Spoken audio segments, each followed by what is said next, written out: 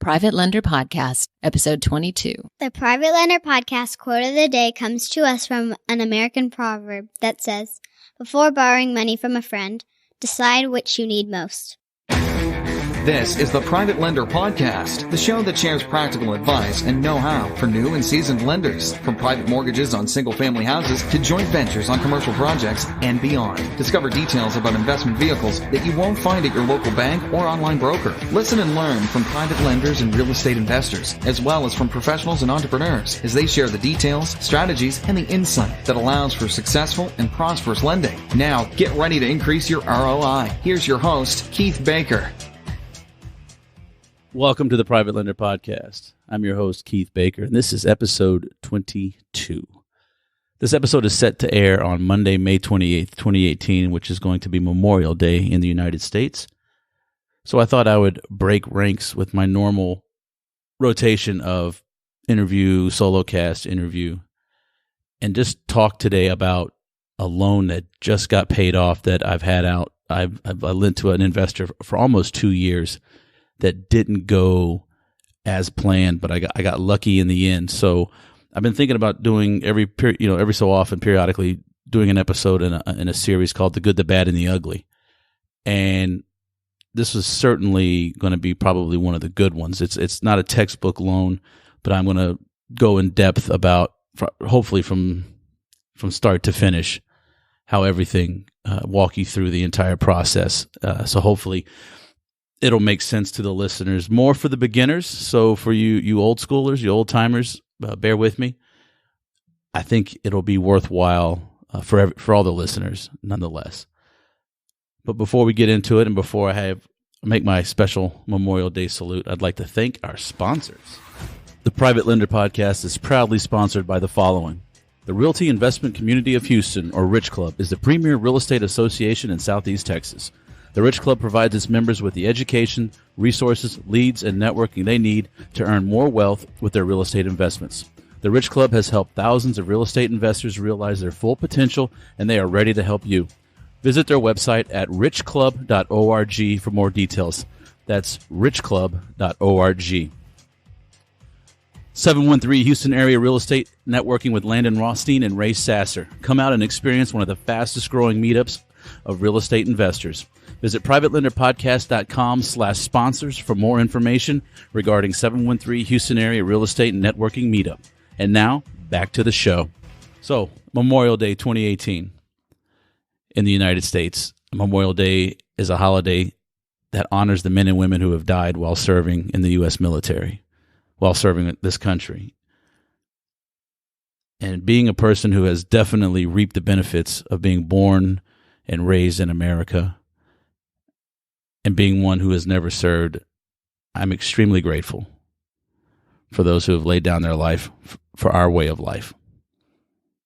My grandfather served in the Second World War in North Africa and Italy.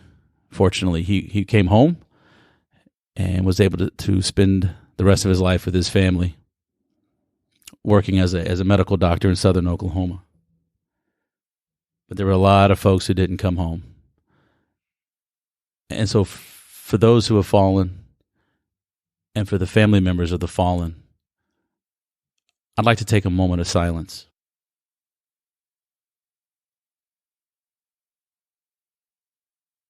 Thank you. And while we're getting drunk and barbecuing and swimming in the pools or going to the beach, let's keep in the back of our mind why we have Monday free, why we don't have to work, for those of us who don't have to work. Anyway, let's get on with the show. So, the good, the bad, and the ugly. In June, I take it back. It's about March of 2016, I was approached by someone I had met at a RIA, Real Estate Investment Group, if I would consider loaning on a house that was owned free and clear. That way I'd have the first position lien. It was a rental. I said, sure. And this individual said, well, I have some partners who are looking to fund a new business venture, real estate business venture, and they'd like to use this house as collateral and do a cash out refinance on it.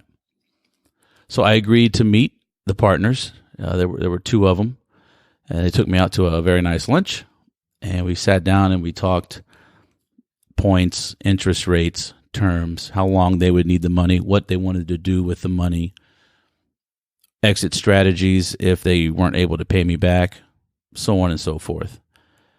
And there were two gentlemen who were forming basically a fund. They were looking to purchase large amounts of rental properties, buy and holds, and they needed approximately $45,000 to get bank financing to fund their development, or not their development, sorry. They needed $45,000 in a bank account, in a checking account, to show to the bank that they had enough reserves to take about $1 million loan, $800,000 to $1 million loan to purchase some properties, and they were about $45,000 short from having the cash reserves that were necessary for the bank.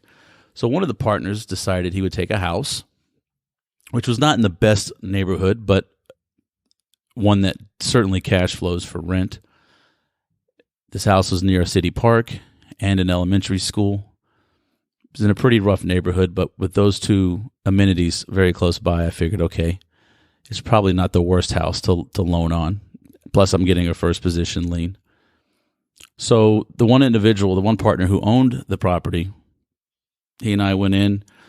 I got a first position lien. I loaned him $45,000 out of my self-directed IRA. In this particular instance, I had the title company's attorney draft the documents because the partner had asked if we could keep the expenses down, and rather than recycling documents, which I'm loath to do, I reluctantly agreed and said, okay. So the title company's attorney drafted the documents, and in the end, the borrower only saved about $100 or $150 that he had to bring to the table at closing. In hindsight, that's one of the last times that I ever used the title company's attorneys, because they oftentimes just want to know the address, legal description, and the terms of the loan. And that's it. They really don't get in depth. They really don't ask any questions about your lending criteria, what you'd like to see done, or the triggers, so on and so forth. They're just there to basically just kick out some documents that are legal and that will hold up in court if you have to foreclose. It's sort of the basic boilerplate variety legal documents. But nonetheless, I went ahead with it, and everything was almost okay. This guy paid late every month, but usually by the 10th or the 15th, the money was in the account. There was a 10-day grace period. So rather than being a stickler, I said, okay, as long as the money's in by the 15th every month, I don't care. I just want to make sure that that interest is going into my bank or my self-directed IRA.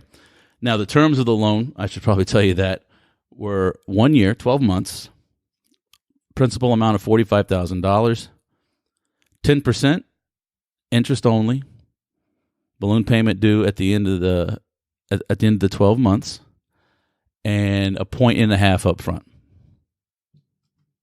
So at closing, the borrower brought $675, which represented 1.5 points, paid the attorney's fees, paid the escrow fees, so on and so forth. I sent the loan documents to my self-directed IRA. I read them, I approved them, signed off on the promissory note and the deed of trust, because that's what we use here in Texas. Gave my approval, sent them over to the title company, and my self-directed IRA wired the funds. Okay. That's a little bit of a long-winded way of getting back to where we were, but hey, I'm a squirrel, shiny object guy. I apologize. And if you've listened to this podcast, you know that. So anyway, June of 16, the loan is funded, everything's kosher, and by July 10th, I get my first payment. Okay, great. August, everything's moving forward. By August, everything's moving forward. This guy's paying on time. Well, every month, but a little late. No biggie. I can look past that as long as the money's there. So 11 months goes by. I send an email saying, hey, you've been paying as agreed. Everything's great. We've got the balloon coming up at the end of June. Please submit it in the normal fashion. I give these little payment coupons to all my borrowers so that when they send the check in, the self-directed IRA custodian knows how much to go in each account, because I did have to split this loan across a few different accounts. And anyway, I sent the email asking him to do the normal payment, but just, hey, give me, make your interest payment plus the $45,000. Well, June of 2017 came and went. I did receive my interest payment for June, but I didn't receive the balloon. So July comes around, and he sends on the 7th, I got my interest payment. Okay, that's nice, but that's not what we agreed. So I sent a friendly email and tried to call, left a message to the borrower. Hey, balloon was due, and I don't want to, but I can charge a 10% late fee. Or sorry, 5% late fee, not 10%. There's a 5% late fee on any payment that was due, any installment that was due. And since the balloon was due, I could get 5% of the whole $45,000. I said, hey, if you close it out by the end of July, don't worry about it. Just give me the $45,000, close out the loan. I'll have the custodian, my IRA custodian, release the lien, and the house is once again free and clear. And he's the only owner. I got no response, but I got an interest payment in August, and then another in September, and another in October. Well, in September, I decided to play ball get a little more difficult with them. So I sent a letter, a notice of default and intent to accelerate. Now, depending on what state you're in, the laws are going to be a little different. But if you have to foreclose, it's vital. It's crucial that you follow your state's laws.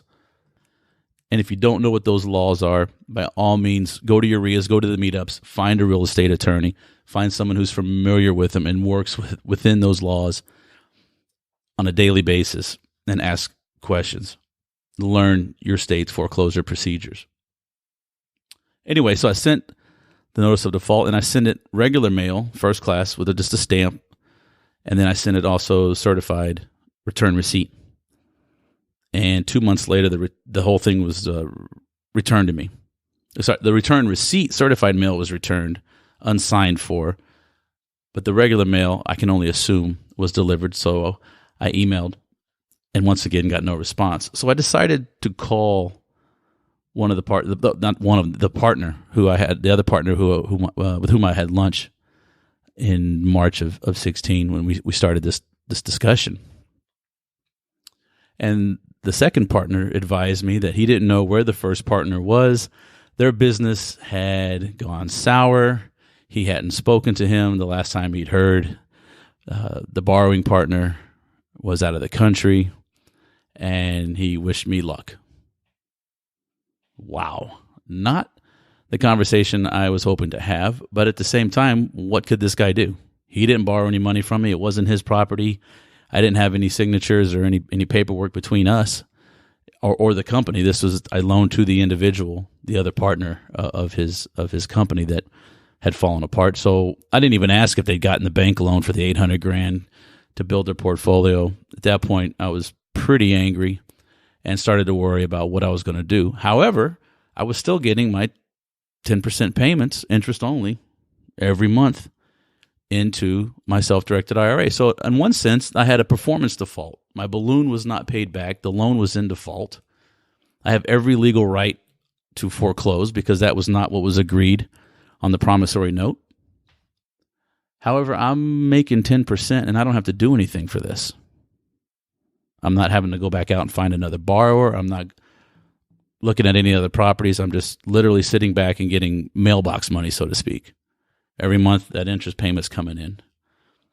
Well, lo and behold, at the end of March, I get a phone call one day from the borrower who says he's ready to pay up. And my first thought was, it's about freaking time. Yeah, you better pay up. But see, that's a tough guy. I really didn't say that. That's tough. That's me. That's what I said to myself. I said that in my head, as I'm driving, talking to him. And that's an old Richard Pryor joke. Sorry. Anyway, but the joke fits. Yeah, I was a lot tougher in my head than I was speaking with him. But I told him, look, you've been making your payments. That's great, but you're in default. I can foreclose at any point in time. I noticed the certified letter was sent back. I'd rather not go through the foreclosure process.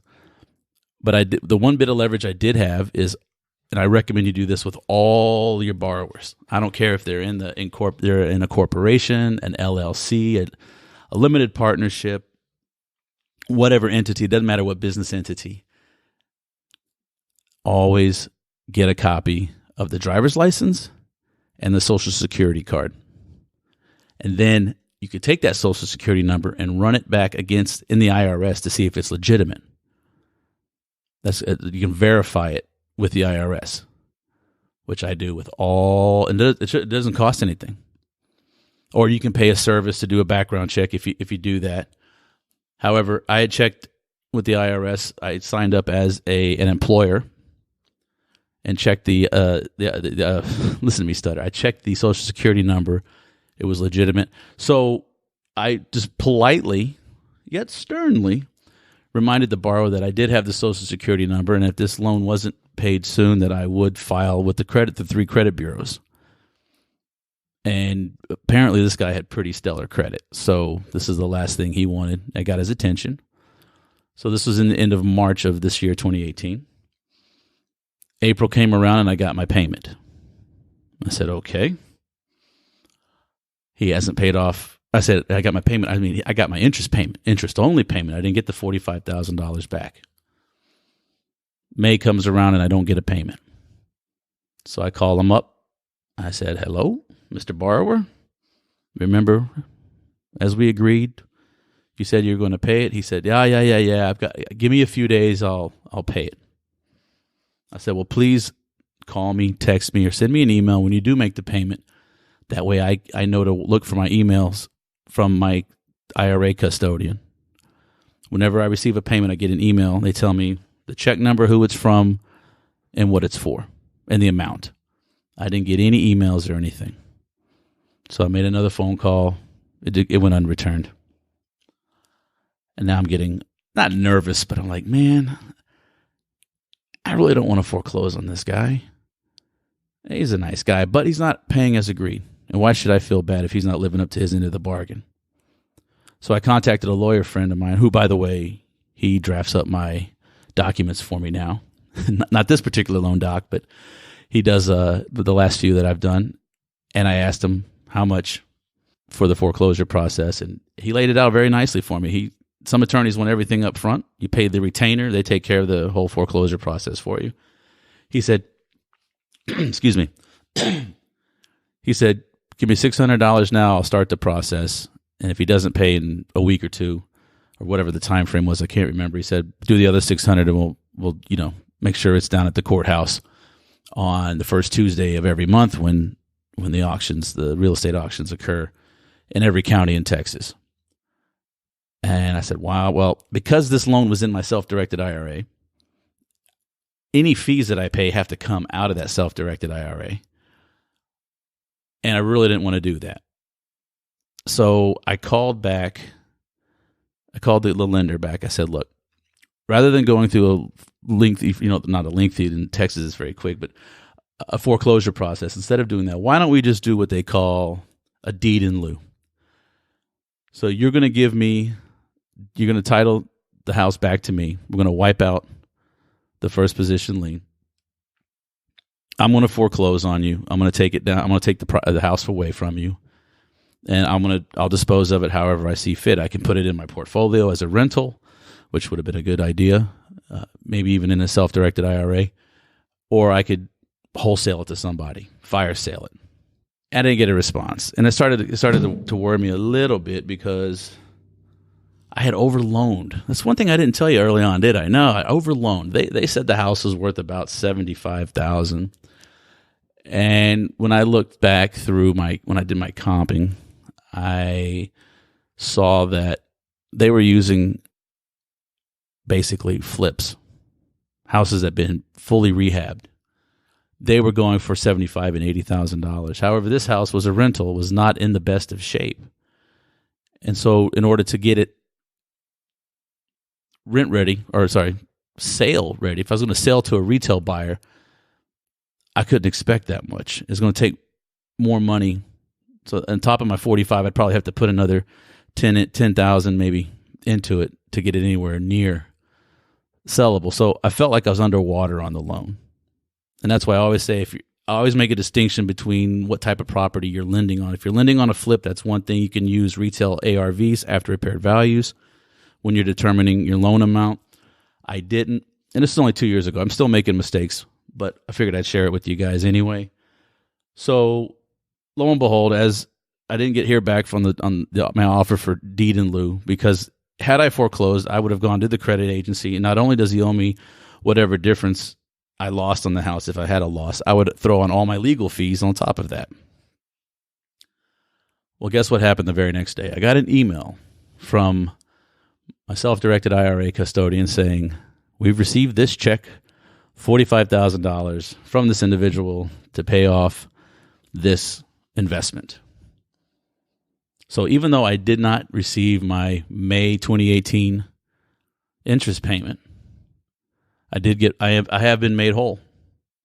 And rather than having to spend $1,200 to $1,500 on a foreclosure, I lose about $250 to $300 in interest because of the date when he paid me off. So I lose only $200. In my book, that's a win.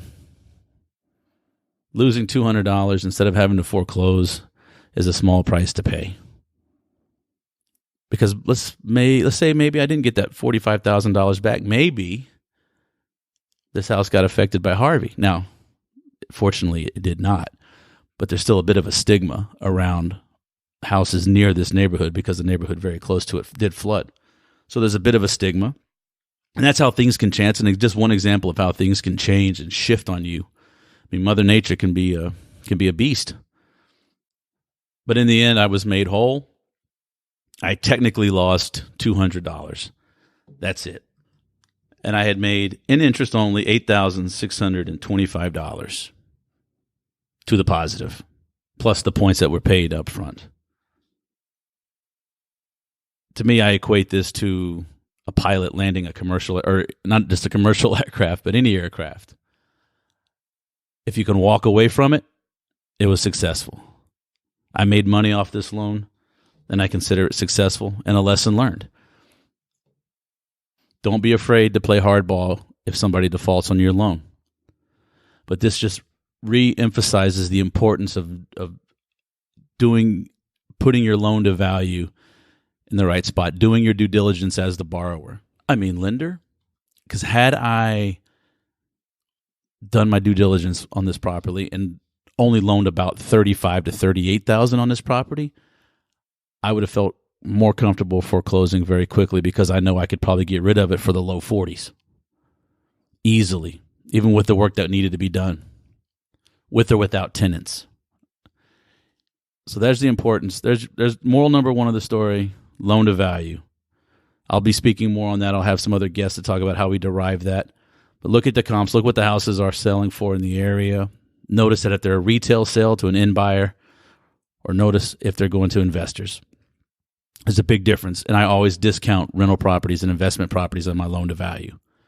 So for quick math, if a house could sell for $100,000, not brand new, but retailed, rehabbed to an end buyer someone's going to live there, owner occupant, 70% of that, simple rule, $70,000 all in, purchase plus repairs.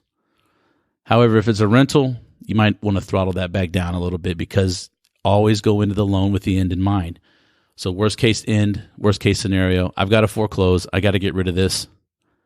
So maybe I'm only going to, my ARV would be $85,000, and then I would loan 70% of that, which puts my maximum loan amount at $59,500. That's at 70% of after repaired value or loan to value in this case. Well, I hope you guys have enjoyed this one. I know it's been an interesting ride for me, and I wanted to share it with you. And I just want to remind everyone to please go to privatelenderpodcast.com/sponsors to learn more about the great organizations that are sponsoring this show. And to remember, when you're barbecuing or drinking beer, swimming by the pool or down at the beach, or hell, even if you're just out there fishing, doing something quiet, remember why we have Memorial Day. And let's honor those who have fallen. I want to thank you for listening, and I'll catch you on the next episode. Thanks so much for listening to this episode of Private Lender Podcast with your host, Keith Baker. For more great content and to stay up to date, visit privatelenderpodcast.com. If you enjoyed today's episode, please rate and review, and we'll catch you next time.